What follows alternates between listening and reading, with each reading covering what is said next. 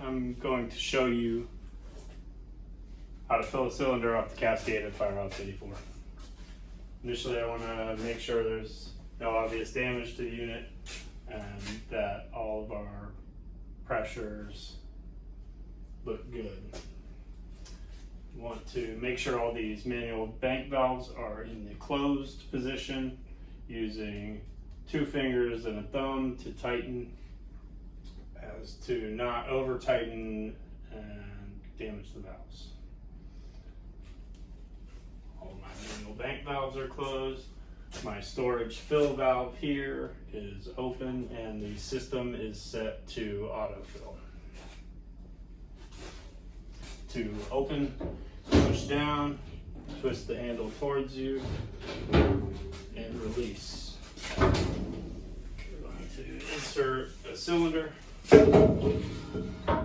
into the first bank, SCBA1. If filling multiple cylinders, you have to have a cylinder in SCBA1. So you can do any combination of 1 and 3, 1 and 2, 1, 2, and 3.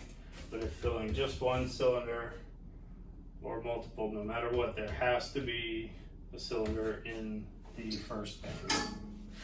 Gonna connect a charging adapter.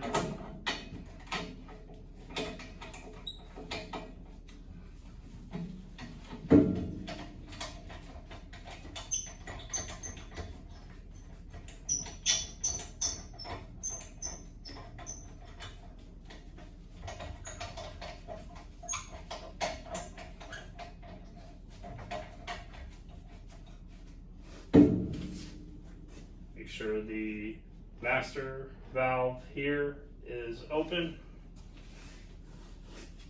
Close my bleed valve and open my cylinder.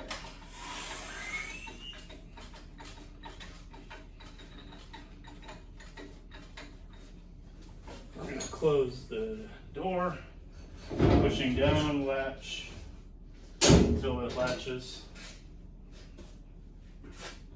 Press enter on the display, enter the passcode, which is 1973, enter, and start fill.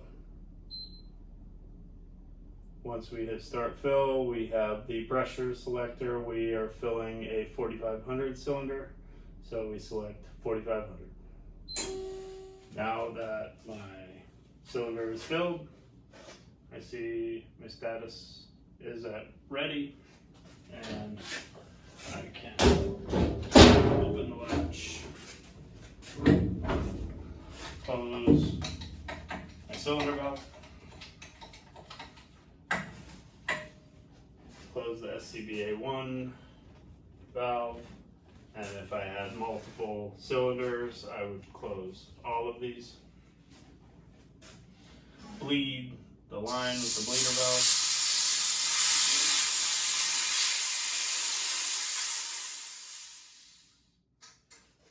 And disconnect the charging adapter.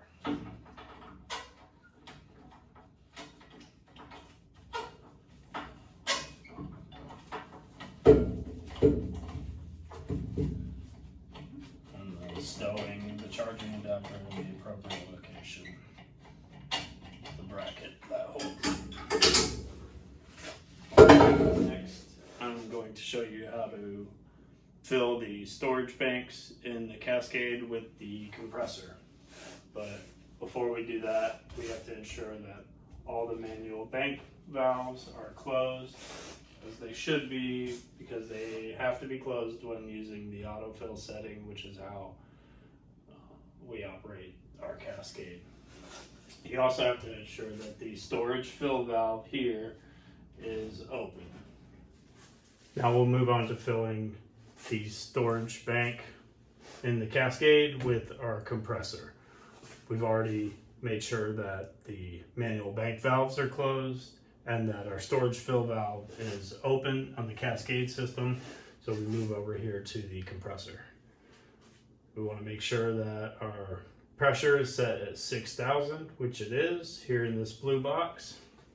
If it's not, you can simply press the yellow button above it, which says select pressure switch, and it will switch it to 3,000, 6,000. And we press start. Now we're going to talk about some preventative maintenance on the compressor. You can access the right and left sides through simple doors. This is the inside of the right door. Here's your air filter. You can look into there and inspect if it's dirty. Belt is towards the front. And there's an oil sight glass on the back down low where you can check the cleanliness and level of your oil. That is the sight glass on the lower back portion of the compressor. We also need to check the blow-off filter in the back, which is located on the top back left corner. If that's dirty, let an officer know, or let the Firehouse 84 officer, the captain, know so they can appropriately clean it. If your display screen is ever not responding, there's 3 low voltage breakers here that can be reset. You can simply turn them off into the off position and back on. It'll take a couple minutes for the display to reset. This is inside of the left side compartment. We've got down here the condensation drain valve. Condensation builds up from the air that's purified and eventually needs to be drained out. You can simply put a bucket into and underneath it and drain the condensation.